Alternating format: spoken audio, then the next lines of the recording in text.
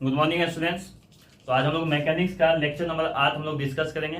जैसा कि पिछले क्लास में हम लोगों ने बताया था कि पैरेललोग्राम लॉ ऑफ फोर्स क्या होता है और उसको हम लोग डिफाइन और प्रूव भी करेंगे। ठीक है, तो एक बार फिर से मैं इसको समझाने की कोशिश करता हूँ ताकि आप लोग अच्छे से समझ जाओ।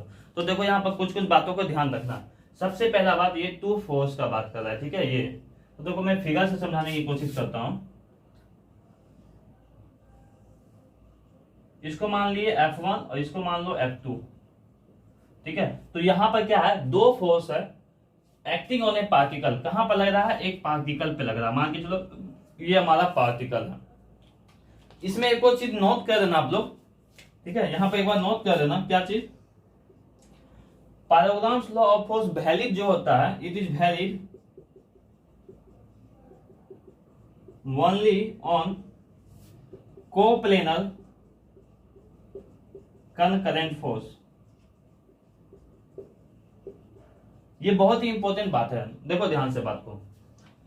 क्योंकि देखो कोप्लेनर कनकरेंट का मतलब क्या होता है, कोप्लेनर एक ही प्लेन पे और एक जगह मिले तो कोप्लेनर कनकरेंट कहते थे हम लोग।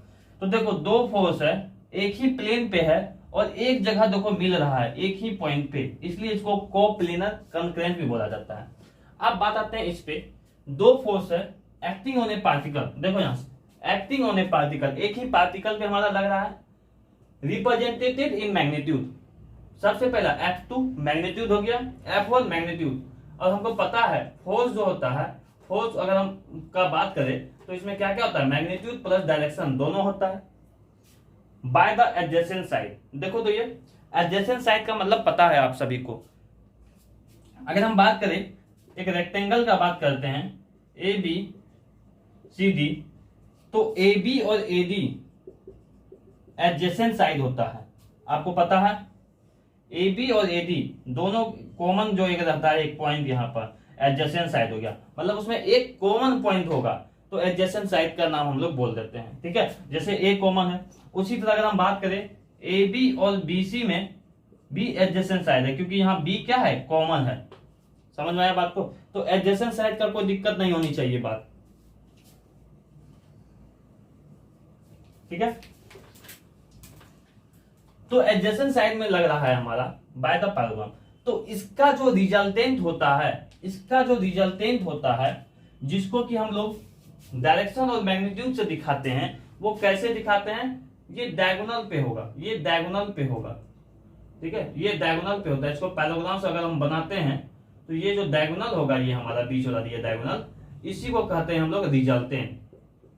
ठीक है, इन दोनों के बीच का एंगल मान के चलो थीटा है।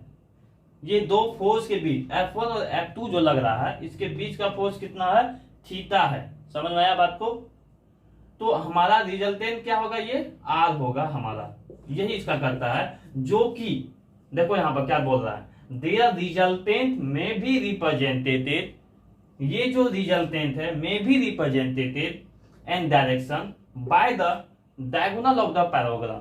और हमको ये भी बात पता है आप सभी को, एक पैरेललोग्राम्स का डायगोनल क्या होता है, ये वाला होता है। ठीक है, ये पूरा पैरेललोग्राम्स होता है। तो ये सब चीज हम पिछले क्लास में भी डिस्कस किए हैं। ठीक है, और पैरेललोग्राम्स, और आपके मन में एक क्वेश्चन और आ गया होगा जो मैंने पिछले क्लास में भी बताया था कि सर कौन सा पैरेललोग्राम डायगोनल लेंगे, ये रेड वाला लेंगे या ब्लू वाला, ब्लैक वाला। तो देखो क्या बोला, विच passes through their point of intersection. तो F1 और F2 कहां पर मिल रहा है, F1 और F2 कहां पर मिल रहा है, इस पॉइंट पे ना। तो ये वाला पे डायगोनल, ना कि ये वाला पे, ये वाला नहीं। जहां जिस पॉइंट पे मिलेगा उस पॉइंट का डायगोनल बताएगा, हमारा रिजल्टेंट बताएगा। ये क्या बताएगा, रिजल्टेंट बताएगा। तो एग्जाम में अगर आपसे पूछता है पैरेललोग्राम्स लॉ ऑफ फोर्स के बारे में, पहले बहुत क्लियर हो जाओ, एग्जाम में अगर आपसे पूछेगा पैरेललोग्राम्स लॉ ऑफ फोर्स के बारे में, तो आपको इतना पॉइंट लिखना ही पड़ेगा,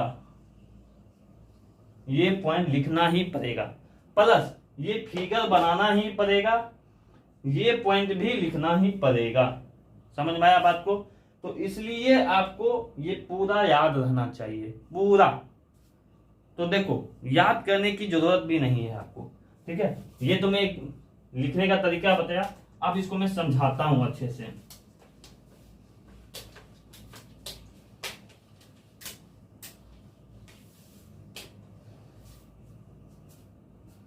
समझने की कोशिश करना, ठीक है। मैंने क्या क्या बोला, हमारे पास एक फोर्स था F1,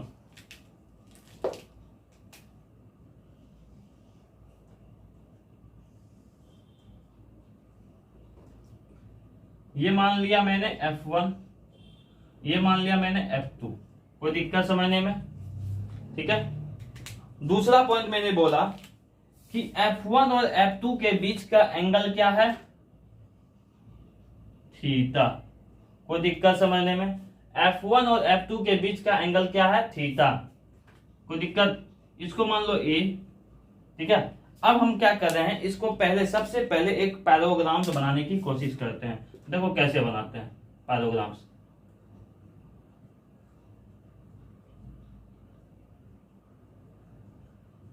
क्या ये हमारा पैराग्राम्स बन गया। पैराग्राम्स का क्या होता है क्राइटेरिया, ये P होगा तो ये भी P होगा, ये Q होगा तो ये भी Q होगा, ये और ये पैरेलल होते हैं और ये पैरेलल होते हैं। यही हमारा पैराग्राम्स लॉ ऑफ पैराग्राम्स करते हैं। तो अब देखो यहां से क्लियर समझने की कोशिश करो। इसको A नाम दिए हैं, इसको नाम दो B। आप लोगों ने पिछला वाला चीज लिख लिया था, अब इसको लिखने की कोशिश करना। इसको मान लो C, इसको मान लो D। ब्लू पेन से दिखा दिए। ये पॉइंट पे F1 है, समझना बात को, कोई दिक्कत नहीं यहां तक समझने में। अब देखो हम लोग क्या करेंगे, इसके बाद यहां पर हम लोग कुछ कुछ पॉइंट को लिखेंगे। क्या लिखेंगे, ए बी बराबर क्या है हमारा F1 है, कोई दिक्कत समझने में। ए बी क्या है, F2 है। और मैंने अभी तुरंत बताया था, क्या बताया था, अगर ये P होगा तो ये भी P होगा, ये Q होगा तो ये भी Q होगा। तो अगर ए बी F1 है तो हम ऐसा लिख सकते हैं DC भी F1 होगा। AD अगर F2 है तो ऐसा लिख सकते हैं BC भी F2 होगा। इसी क्राइटेरिया से लिखे हैं, चलो कोई दिक्कत नहीं, ठीक है। अब लिखना है एक और चीज, थीटा बराबर लिखना है angle between F1 and F2। F1 force और F2 के बीच का जो एंगल है थीटा है, कोई दिक्कत समझने में। अब पैराग्राम्स लॉ के कारण हमको पता है एक और बात, क्या बात पता है, ये वाला बात,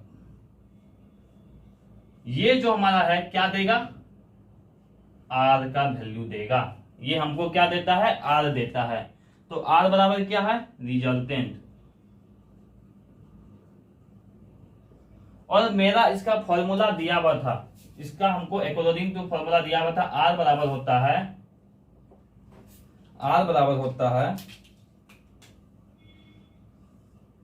F1 का स्क्वायर F2 का square plus 2F1 F2 cos theta.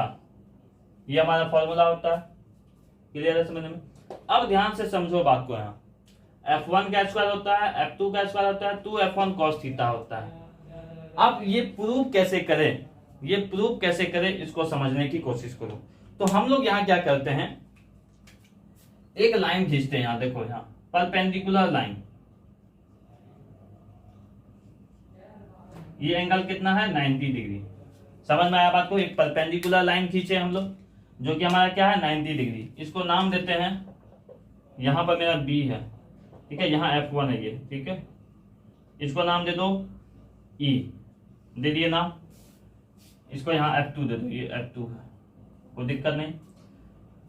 दिक्कत नहीं होनी चाहिए। यहाँ तक हम लोग क्या किए, एक ड्रॉ किए, CE लाइन ड्रॉ किए, जो B पे क्या है, परपेंडिकुलर है। समझ में आया बात को, यहाँ तक आसान लैंग्वेज में है यहाँ तक। अब देखो क्या करो, अब ध्यान से समझना, हम यहाँ पर एक और एंगल का जो बात करेंगे, अल्फा। क्या बात है, ये अल्फा। ये जो अल्फा है एंगल है, ये भी क्या है, एंगल बिटवीन, क्या लिख रहे हैं, रिजल्टेंट एंड F1 फोर्स। ये जो अल्फा है, मैं बात कर रहा हूं इसका, अल्फा का, ये एंगल का, ये एंगल का बात कर रहा हूं, ध्यान से देखो, ये हम अल्फा का बात कर रहे हैं, ठीक है। दोनों देखो अलग अलग है कि नहीं हमारा, यहां से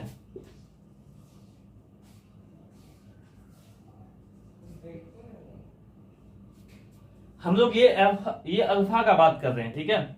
ये अल्फा जो है किसके किसके बीच का एंगल है, तो ये रिजल्टेंट, ये जो रिजल्टेंट और F1 फोर्स है इसके बीच का एंगल क्या है, हमारे पास अल्फा है। कोई दिक्कत दाऊद यहां तक? अब आप ध्यान से सुनो बात को, ध्यान से फिर आंसर देना मुझे।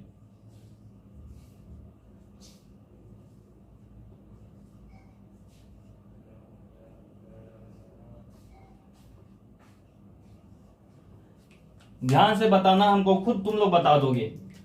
एक लाइन और सेकेंड लाइन दोनों पैरेलल है, और हमको पता है कि नहीं ये एंगल बराबर ये एंगल होता है। अगर ये थीटा है तो ये भी थीटा होगा। क्यों होगा, तो इसको कहते हैं क्रॉसपोंडिंग एंगल। क्रॉसपोंडिंग एंगल कहते थे, आप लोग 10 तक भी पढ़े होंगे क्रॉसपोंडिंग एंगल के नाम से, कि अगर दो लाइन पैरेलल हो तो ये एंगल बराबर ये एंगल होता है, पता है यहां से। तो अगर ये थीटा है तो ये भी थीटा होगा, पता है कि नहीं यहां तक। तो देखो यहां से, तो उसी तरीका से देखो, ध्यान से देखो यहां तक कि मैं जो यहां लाइन ड्रॉ किया हूं, यहां पर ध्यान से देखो, ठीक है। यहां पर हम लोगों ने क्या देखा कि अभी तक जो मैंने लाइन ड्रॉ किया है ABCD, ठीक है। तो AD पैरेलल क्या है, BC है। तो इस कारण से ये एंगल बराबर ये एंगल होगा, और ये हमारा थीटा है तो ये भी थीटा होगा। तो हम ऐसा लिख सकते हैं, ये थीटा जो है इसके बराबर ये भी थीटा होगा। समझ में आया बात को, समझ में आया बात को। ये अगर थीटा होगा तो ये भी थीटा होगा, क्योंकि कोरस्पॉन्डिंग एंगल से। तो लिखना है आपको यहां पर एक और पॉइंट, एंगल CBE बराबर एंगल DAE। एंगल DAE क्यों है, कोरस्पॉन्डिंग एंगल है।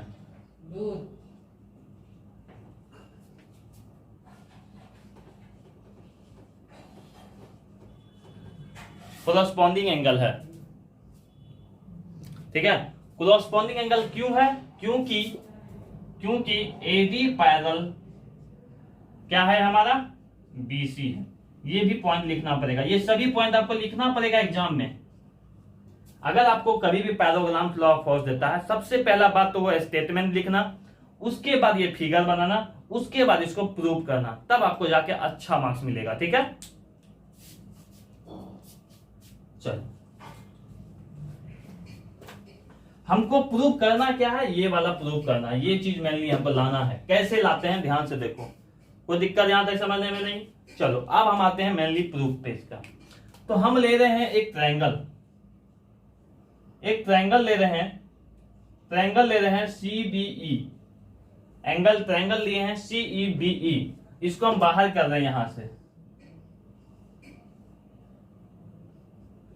ठीक है। इसको बाहर किए यहां से, समझो बात को। ये हमारा C है, ये B है, ये E है। तो CBE में हमारे पास जो है ये होता है परपेंडिकुलर, ये होता है बेस, ठीक है, और ये होता है हाइपोटेन्यूस। आप लोग पढ़े भी होंगे क्यों हुआ ऐसा, क्योंकि ये क्या है, राइट एंगल ट्रायंगल है हमारा। तो CBE में हमारे पास, हमको पता है कि एंगल CEB जो है 90 डिग्री है, पता है हमारे पास। तो हम लोग ऐसा लिख सकते हैं, और ये हमारा एंगल कितना दिया हुआ है, थीटा दिया हुआ है। देखो यही चीजें यहाँ थीटा लिखे हैं, ठीक है। तो हमको पता है कॉस थीटा बराबर क्या होता है, बेस बटे हाइट, बेस बटे हाइपोटेन्यूस, ठीक है, लिख दिए हाइपोटेन्यूस। साइन थीटा बराबर क्या होता है, परपेंडिकुलर बटे हाइपोटेन्यूस, ऐसा होता है हमारे पास। कोई दिक्कत समझने में। तो हम लोग लिख सकते हैं यहां से, बेस क्या है हमारा BE, हाइपोटेन्यूस क्या है BC, उसी तरह परपेंडिकुलर यहां क्या है CE, और यहां हाइपोटेन्यूस क्या है BC। कोई दिक्कत समझने में यहाँ तक? तो अब क्या करते हैं, ये फिगर में कोई दिक्कत हुआ? हम लोगों ने क्या किया, एंगल ट्रायंगल सीबीई लिया, जहां पर सीईबी 90 डिग्री था। कॉस थीटा बराबर हमको पता है बेस अपॉन हाइपोटेन्यूज होता है B by H. B by H करके बेस क्या है, बीई। देखो ये हमारा बेस है बीई, हाइपोटेन्यूज क्या हो गया, ये वाला, तो बीसी हो गया। साइन थीटा बराबर क्या होता है, परपेंडिकुलर अपॉन हाइपोटेन्यूज। तो परपेंडिकुलर क्या है, सीई, और हाइपोटेन्यूज क्या है हमारा, बीसी। कोई दिक्कत समझने में? चलो, तो हम यहां से इसको रब करते हैं। अब तो हमारे पास ये चीज निकल गया। तो अब यहां से देखो, हम इसको ऐसा लिख सकते हैं, हमको क्या निकालना है, मतलब यहां देखो बीई बराबर इस पहला वाले में देखो, पहला वाले में हम क्या देखे हैं कि कॉस थीटा बराबर बीई अपॉन बीसी था, यही देख रहे हैं ना। तो हम यहां से एक निकाल सकते हैं बीई का वैल्यू। बीई के बराबर क्या होगा, बीई बराबर हो जाएगा बीसी कॉस थीटा,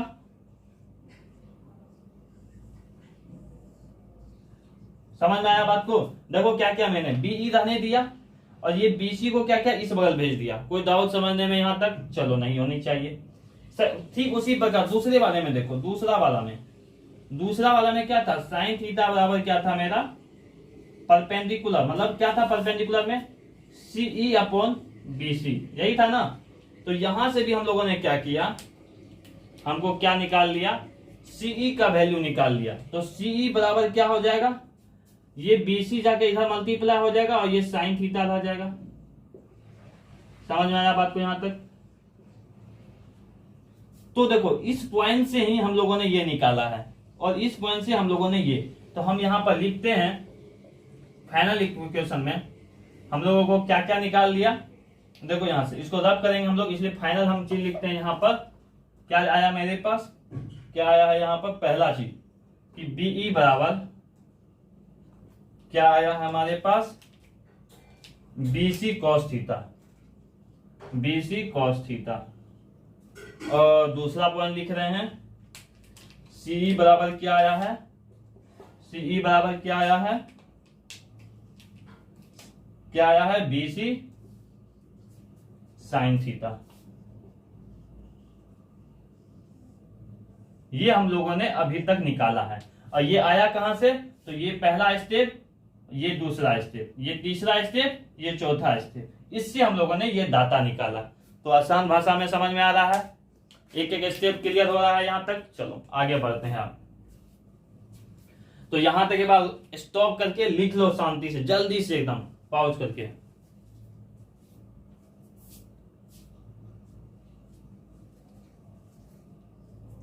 अब मैं इतना दूर रब करूंगा बस।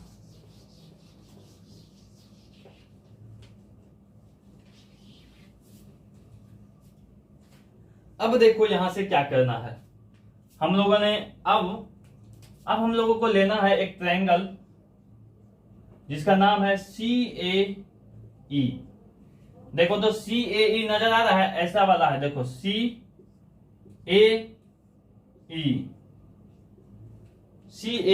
नजर आ गया आपको ट्रायंगल। चलो इसमें ध्यान से देखो, ये 90 डिग्री है CE, तो हम यहां पर भी लगा सकते हैं एक फॉर्मूला। CAE में हम लोगों ने क्या देखा कि एंगल CEA 90 डिग्री है। तो पाइथागोरस थ्योरम से, बाय पाइथागोरस थ्योरम, क्या लिखना है यहां पर, by Pythagoras theorem, by Pythagoras theorem, by Pythagoras theorem के अनुसार हम लोग लिख सकते हैं यहां से AC स्क्वायर बराबर AE square plus CE square, लिख सकते हैं ऐसा। देखो ध्यान से, पाइथागोरस थ्योरम के अनुसार, पाइथागोरस थ्योरम के अनुसार हमको क्या होता है, आप जानते हो H स्क्वायर बराबर होता है P square plus base square, यही होता है पाइथागोरस थ्योरम ना। तो मैंने H क्या है हमारा, AC H है हमारा, AC स्क्वायर कर दिए, पी सीई क्या है हमारा परपेंडिकुलर है, तो देखो यहाँ पी लिख दिए। एई क्या है हमारा बेस है, एई क्या है बेस है, इसको ऐसे लिख देते हैं, ऐसे आपको समझ में आएगा। एई क्या है हमारा बेस का स्क्वायर प्लस परपेंडिकुलर का स्क्वायर। तो बाय पाइथागोरस थ्योरम हम लोग लगा रहे हैं। क्यों लगाए? क्योंकि हमको पता है एंगल सीईए 90 डिग्री है, इसलिए हम पाइथागोरस थ्योरम को यहाँ पर अप्लाई कर रहे हैं। इस पॉइंट को भी क्लियर करना, ठीक है।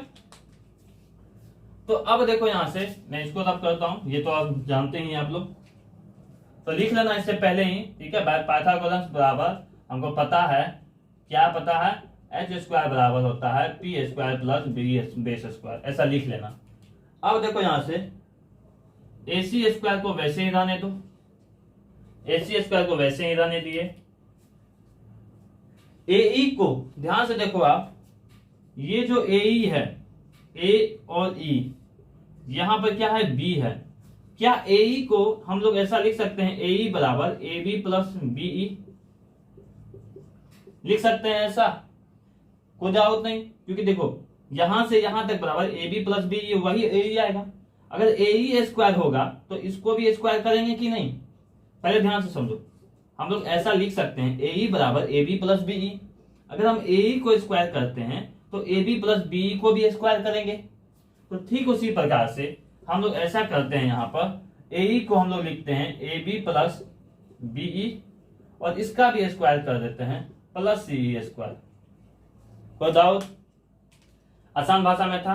रीजन क्या लिखेंगे यहाँ पर, यहां लिख सकते हो रीजन AE बराबर होता है AB प्लस BE, ऐसा रीजन लिख सकते हैं, ठीक है, क्योंकि AE बराबर AB बराबर B।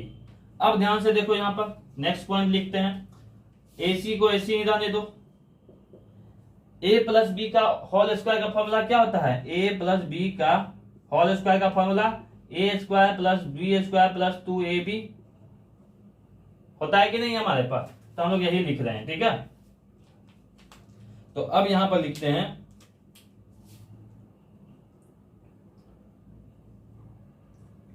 AB square plus BE square plus 2 into AB लिख दिए यहां पर, प्लस और ये CE स्क्वायर।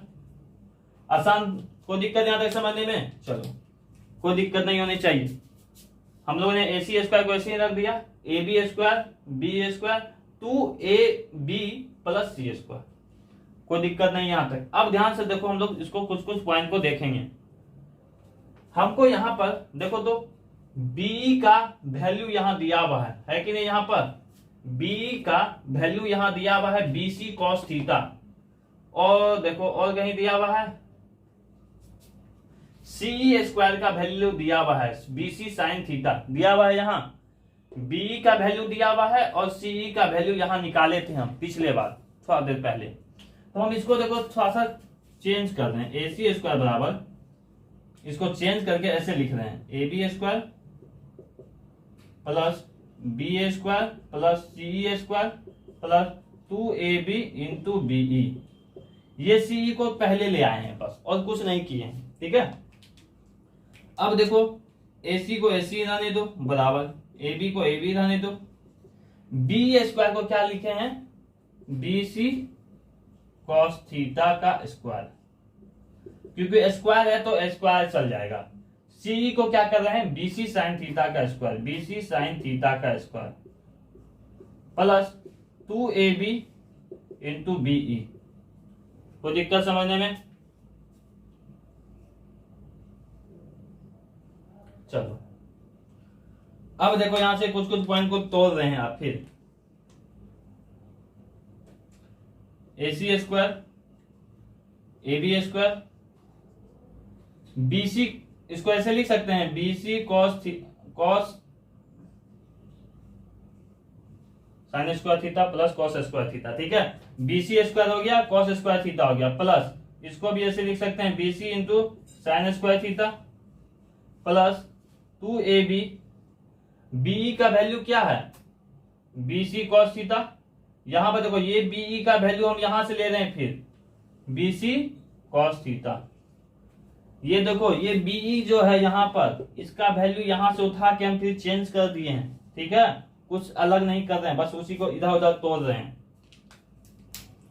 अब ध्यान से देखो, ए सी स्क्वायर बराबर ए बी स्क्वायर प्लस, अब इसको देखो यहाँ पर भी बी सी स्क्वायर है, यहाँ पर भी बी सी स्क्वायर है, ठीक है, तो दोनों को कॉमन ले लो, कॉमन ले लिए यहाँ पर, तो यहाँ क्या बच गया, cos square theta plus sine square theta plus 2ab bc cos theta बच गया हमारे पास। मैंने क्या किया यहाँ पर, बस इस स्टेप में देखो कि ये यहाँ पर भी बी सी स्क्वायर था, यहाँ पर भी बी सी स्क्वायर था, तो दोनों का कॉमन ले लिए, तो बच गया क्या, cos square theta plus sine square theta. अब हमको पता है एक बात कि sine square theta plus cos square theta बराबर होता है 1, ये बात पता है, पता होना चाहिए। तो इसके बराबर हम लोग क्या लिख देंगे, इसके बराबर अब हम लोग लिखेंगे यहाँ पर, देखो क्या लिखेंगे, देखो तो यहां लिखेंगे ए सी स्क्वायर बराबर A B square plus B C square. ये देखो बी सी स्क्वायर इंटू 1, तो पूरा का वैल्यू 1 है तो 1 आ गया ये, plus 2ab bc cos theta. कोई दिक्कत समझने में यहां तक? हम लोगों ने क्या किया, बी सी स्क्वायर को ऐसे रहने दिया, cos square theta plus sine square theta बराबर 1 होता है, तो बी सी स्क्वायर इंटू 1 ही होगा, बी सी स्क्वायर ही होगा, प्लस 2ab cos थीटा। अब ध्यान से देखो यहां पर, इस पॉइंट को ध्यान से देखो, ए सी स्क्वायर जो है, ये ए सी का वैल्यू क्या है, ए सी बराबर क्या लिख सकते हैं, ए सी बराबर क्या है, आर है हमारा, ए सी ना आर है, रिजल्टेंट है, तो यहां से ऐसा लिख सकते हैं आर स्क्वायर बराबर ए सी का वैल्यू आर स्क्वायर हो गया। ए बी को क्या लिख सकते हैं, ए बी, देखो तो ए बी क्या है, F1 है हमारे पास, ए बी क्या है हमारे पास, F1 है हमारे पास, तो इसको लिख सकते हैं F1 का स्क्वायर। BC क्या है, देखो तो BC क्या है, F2 है हमारे पास, है कि नहीं, तो BC को लिख सकते हैं F2 स्क्वायर प्लस 2, AB क्या है फिर, F1 है, AB क्या है, F1 है, F1, BC क्या है, F2 है, और cos थीटा। तो देखो यहां से ये स्क्वायर अगर इधर जाएगा, दिखाई दे रहा है ना,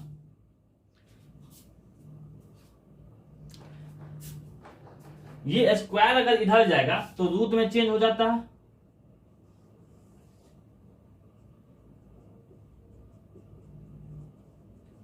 तो फाइनल फॉर्मूला हमारा आ गया। तो फाइनली हमारे पास यही हमारा जो है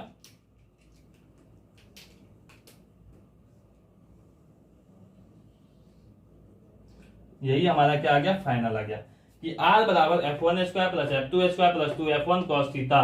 तो जो हम लोगों ने यहाँ वो प्रूव करना था, तो यही हमारा आ गया। तो ध्यान रखने वाली बात यहाँ पर क्या है, पहला बात की ध्यान रखने वाली कि हम लोग जो यहाँ पर निकालते हैं, हम लोग जो यहाँ निकालते हैं, ये देखो बच्चा यहाँ फंसेगा कहाँ, इसको पहले क्लियर करो, ये थीटा क्या है और अल्फा क्या है। थीटा जो है F1 और F2 के बीच में है, और अल्फा क्या है, रिजल्टेंट और F1 के बीच में है। समझ में आया बात को यहाँ तक? इस कारण से यहाँ कंफ्यूजन दूर होता है, गलती होता है बहुत बच्चे को। और ये प्रूफ जो है बहुत ही आसान है, हर एक एक स्टेप को देखना कि कैसे हम लोग निकालते हैं, ठीक है। एक दो बार प्रैक्टिस करोगे, बनाने की कोशिश करोगे तो आसानी से ये बनेगा, कुछ हार्ड भी नहीं है। तो एक बार जल्दी से इसको पॉज करके पूरा का एक बार पिक्चर बना लिख लो और इसको लिखने की कोशिश करो, हम आगे फिर बताते हैं।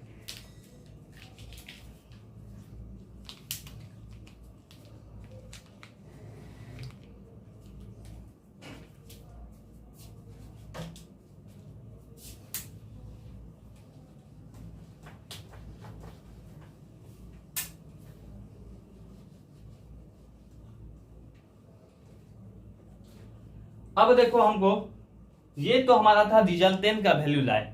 अब हम डायरेक्शन कैसे निकाल सकते हैं, क्या निकालना है, डायरेक्शन।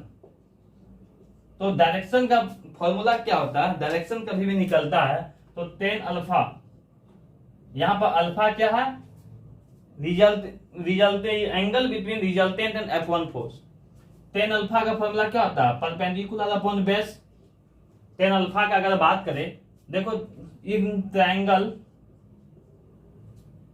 CAE में जाओ, CAE में, ठीक है, तो हमारा टेन अल्फा बराबर क्या होगा? टेन अल्फा बराबर क्या होगा? Perpendicular upon base. CAE में परपेंडिकुलर अपॉन बेस, इसमें परपेंडिकुलर क्या है हमारे पास? परपेंडिकुलर क्या है हमारे पास? CE है, CE है, और बेस क्या है हमारे पास?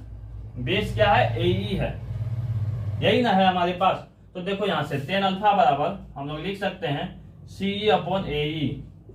CE का वैल्यू दिया हुआ है तुमको, CE का BC साइन थीटा, AE का वैल्यू दिया हुआ है AB plus BE, AB plus BE। तो देखो हम लोग इसको लिख सकते हैं, BC का वैल्यू क्या है? BC क्या है हमारा? F2 है हमारे पास। BC क्या है? F2 है, तो BC को लिखो F2 sine theta by AB क्या है हमारे पास? F1 है, F1 रहने दो। BE क्या है? BC cos theta. तो देखो यहां से फिर चेंज हो जाएगा, F2 साइन थीटा, F1 रहने दो, BC कॉस थीटा। BC क्या है? F2 है, तो F2 कॉस थीटा। समझ में आया बात को यहां तक? तो टेन अल्फा का वैल्यू क्या आया हमारे पास? इतना। हमको चाहिए अल्फा, तो क्या हो जाएगा? Tan inverse F2 sine theta by F1 plus F2 cos theta. समझ में आया बात को? तो मैंने क्या किया, बस कुछ नहीं किया यहां, जो हम लोगों ने ये डाटा पहले निकाला था, हम लोग बस टेन अल्फा रखे। टेन अल्फा से ही हमारा डायरेक्शन आता है, perpendicular upon base. Perpendicular CE था, बेस क्या है? AE है। तो अब देखो टेन अल्फा बराबर CE अपॉन AE। CE का वैल्यू क्या है? CE का वैल्यू हमको यहाँ निकाले थे BC साइन थीटा। AE का वैल्यू क्या था? AB plus BE, AB plus BE। तो BC साइन थीटा रहने दे, BC क्या है? F2 है, BC की जगह F2 रखे, साइन थीटा के साइन थीटा। AB क्या है हमारा? F1 है, AB क्या है? F1 है, AB को F1 रख दिए। BE क्या है हमारे पास? यहाँ निकाले थे हम, BC cos थीटा, बस वही यहाँ पर पुट किए। तो ये जो अल्फा निकला है, इस पे पहले कंसंट्रेट करो। ये जो अल्फा निकला है, ये अल्फा किसके बीच में निकाले हैं? रिजल्टेंट और F1 के बीच में है, ठीक है। लेकिन जब वही अगर बोलेगा कि हमको नहीं, रिजल्टेंट और F2 के बीच निकालो, तो ये जो चेंज हो जाएगा, मैं बता रहा हूं क्या, ध्यान से सुनो।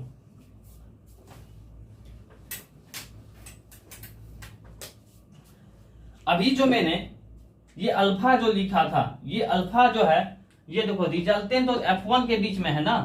लेकिन अगर बोलेगा हमको डायरेक्शन निकालो रिजल्टेंट और F2 के बीच में, तो बस कुछ नहीं करना है, अल्फा बराबर होगा तब, ठीक है, टेन इनवर्स ये जितना F2 है उसके जगह F1 लगा दो, जितना F2 है उसके जगह F1 sine theta by F1 के जगह F2, फिर F1 cos थीटा। ये जो निकला, ये रिजल्टेंट और F2 के बीच में निकला डायरेक्शन, और ये जो निकला, ये रिजल्टेंट और F1 के बीच में निकला। बस यही अंतर है, बस यही अंतर है। तो ये ऐसे करके लिखना, कॉपी में भी जो मेंशन करोगे आप लोग, तो कभी कभी क्वेश्चन में पूछता है यहाँ पर ये एंगल किसके बीच में है, तो रिजल्टेंट और F2 के बीच में जब हमको डायरेक्शन चाहिए, तब हमारा F1 साइन थीटा होगा। F2 के बीच में चाहिए तो F1 होगा, यहाँ देखो अंतर। लेकिन जब F1 के बीच में चाहिए तो F2 साइन थीटा होगा। तो ये था हमारा डायरेक्शन निकालने की विधि, ठीक है। तो मेरे ख्याल से अब यहां तक कोई दिक्कत नहीं होगा, जल्दी से इसको भी नोट कर लो, आगे समझाते हैं फिर।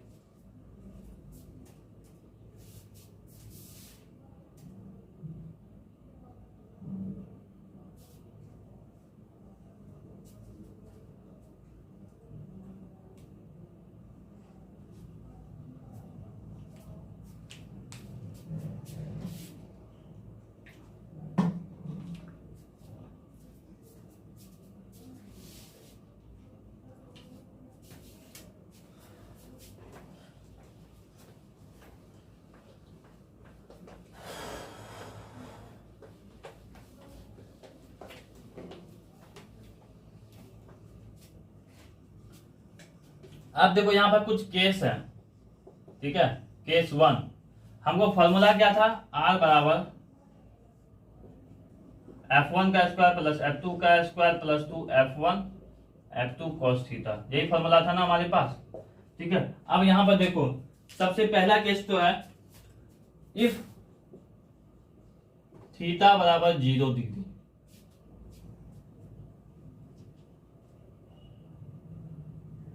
ठीक है। अगर थीटा का बराबर 0 है, देखो कैसे कैसे 0 होता है, ये F1 था, ये F2 था, कोई दिक्कत? तो ये एंगल जो है अभी कुछ ना कुछ तो होगा हमारे पास, 60 डिग्री 50 डिग्री 40 डिग्री कुछ ना कुछ तो होगा, ठीक है। लेकिन अभी मान के चलो ये F2 जो है सेम ही लाइन पे आ जाए, मतलब इसी लाइन पे F2 भी आ जाए, तब क्या होगा? तो देखो यहां पर कुछ नहीं होगा। पहला देखो कंडीशन, R बराबर क्या होता है, F1 का स्क्वायर प्लस F2 का square plus 2F1 cos theta का वैल्यू कितना रख देंगे, 0। समझ में आया बात को यहां तक? थीटा का वैल्यू 0, तो cos 0 का वैल्यू होता है 1, cos 0 का वैल्यू कितना होता है 1। तो देखो आंसर कितना आ जाएगा, F1 का स्क्वायर प्लस F2 का square plus 2F1 F2 cos 0 का वैल्यू 1।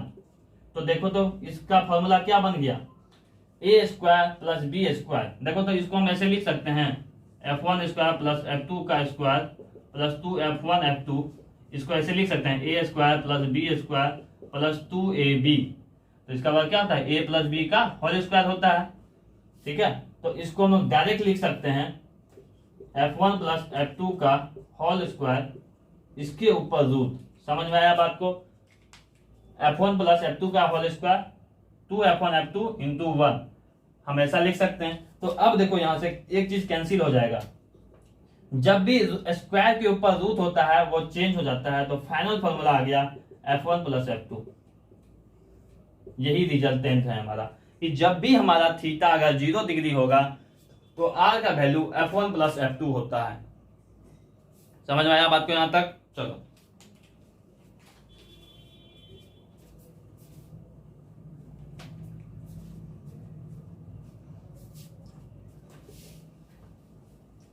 दूसरा केस है हमारा,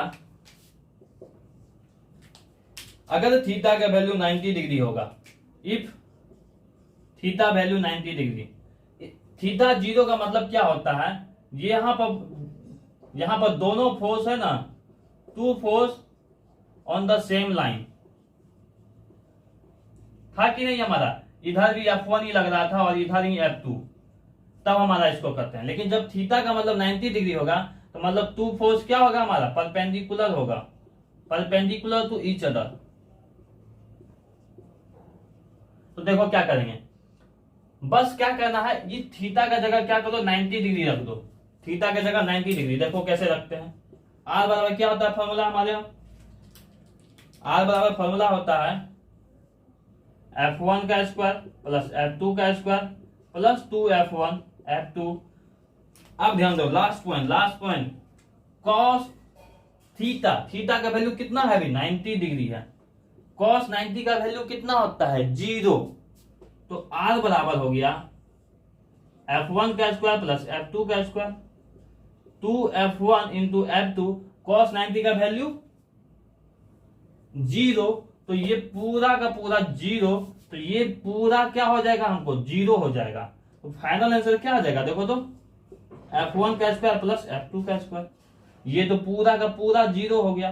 तो यही हमारा फाइनल आंसर है कि जब 90 डिग्री पे आपको लगेगा तो आप डायरेक्ट आंसर कर सकते हो F1 का स्क्वायर प्लस F2 का स्क्वायर। आसान था। चलो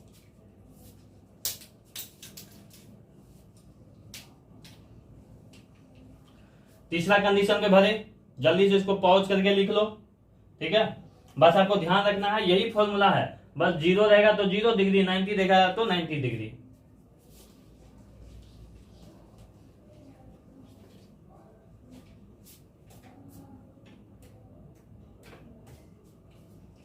अगर थीटा का वैल्यू इफ, तीसरा नंबर, इफ थीटा का वैल्यू 180 डिग्री रहे, मतलब क्या अपोजिट लगेगा।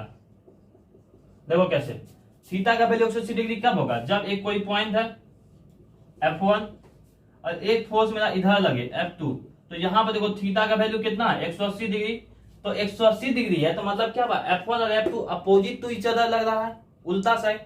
तो देखो क्या करेंगे, यहाँ पर हमको पता है R बराबर क्या होता है F1 का स्क्वायर प्लस F2 का square plus 2F1 F2 cos theta का वैल्यू कितना लेना है 180 डिग्री। cos 180 का जो वैल्यू होता है वो होता है -1।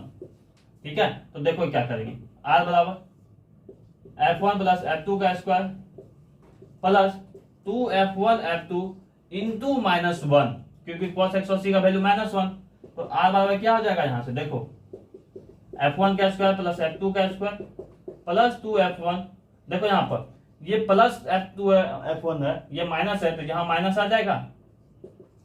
अब देखो फिर से ऐसा लिख सकते हैं, देखो F1 square plus 2F2 square minus 2F1 F2 है, इसको ऐसे लिख सकते हैं A square plus B square minus 2AB। इसका क्या होता है वैल्यू a माइनस बी का होल स्क्वायर। समझ में आया, ठीक उस पहले के जैसा ही है। तो इसको हम लोग लिखेंगे आगे का कंडीशन में, देखो कैसे लिख देंगे, R बराबर ये क्या हो गया हमारा F1 माइनस F2 का स्क्वायर।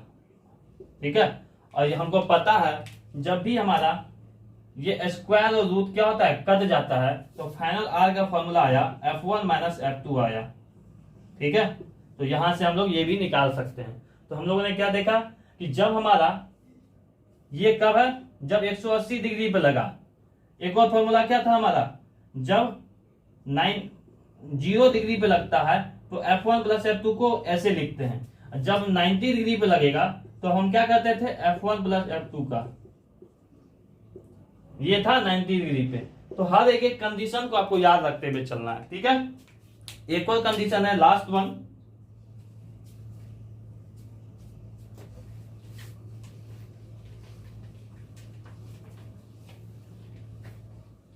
लास्ट वन में कहता है कि अगर मेरा चौथा है इफ F1 बराबर F2 हो, मतलब यहां फोर्स ही इक्वल हो जाए, तब क्या होगा, मतलब F1 और F2 जो है दोनों बराबर हो जाए तब क्या होगा। तो देखो क्या होता है, यहां से हम लोग निकालेंगे R बराबर, हमको पता है क्या होता है F1 का स्क्वायर प्लस F2 का square plus 2F1 F2 cos theta, ये हमारा मेन फॉर्मूला होता है। एक सेकेंड,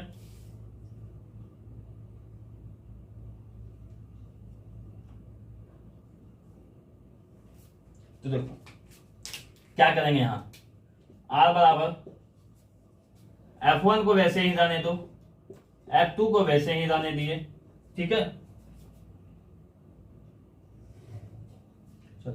मान लो इसको भी F2 को F1 ही लिख दिए। ठीक है, क्योंकि हमको पता है F1 और F2 दोनों बराबर है, तो 2F1 F2 को F1 ही रहने दिए cos थीटा। कोई दिक्कत है समझने में यहाँ पर, क्योंकि F2 बराबर F1 है हमारा। फिर हम क्या कर रहे हैं, R बराबर क्या हो जाएगा, ये 2F1 square F1 plus F1 2F1 square plus 2F1 square cos theta. बताओ ध्यान तक समझने में। अब यहां से देखो क्या होगा, 2F1 स्क्वायर कॉमन आ गया बाय 1 प्लस cos थीटा आ गया हमारे पास। समझ में आया बात को यहां तक। अब ध्यान से सुनो, एक फॉर्मूला होता है 1 प्लस cos थीटा बराबर होता है 2 cos square theta by 2, cos square theta by 2, ये फॉर्मूला याद रखना। ठीक है, क्या बोला मैंने, यहां से देखो सबसे पहले कुछ कुछ पॉइंट, F1 बराबर F2 था तो F2 को F1 रहने दिए और F2 को यहाँ F1 रहने दिए, ये दोनों प्लस हो जाएगा और ये दोनों देखो F1 स्क्वायर हो जाएगा, मल्टीप्लाई में है। ठीक है, यहां से हम लोग कॉमन लिए 1 प्लस cos थीटा, क्योंकि ये तो यहाँ आ जाएगा, यहाँ पर यहां से पूरा निकालेंगे तो ये कॉमन एक आएगा कि नहीं, हमारा एक है यहाँ। ठीक है, plus cos theta, 1 plus cos theta का फॉर्मूला आता है 2 cos स्क्वायर थीटा बाई 2। तो अब यहां से देखो क्या करेंगे, एक से हम पानी पीने दो।